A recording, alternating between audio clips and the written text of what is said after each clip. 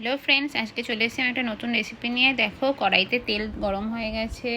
এবার আমি একটা পনির দিয়ে দেখে নিলাম তেলটা গরম হয়েছে কিনা। তো একে একে এবার আমি পনিরগুলো সব ছেড়ে দেবো।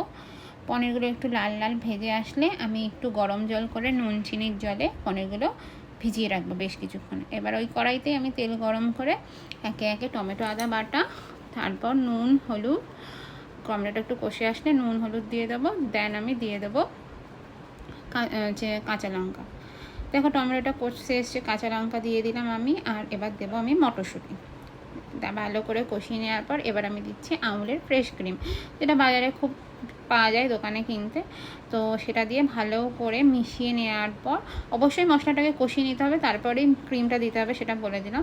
এরপর একে একে যে চুবিয়ে রেখেছিলাম সেই পনিরগুলো তুলে দিয়ে দিচ্ছি, এবং যে নুন চিনির জলের পনিরটা দিয়েছিলাম সেই নুন চিনির জলটা দিয়ে কিছুক্ষণ রেখে নামিয়ে দিলেই রেডি আমাদের পনির। তোমাদের কেমন লাগলো পনির জানিও আমাদের।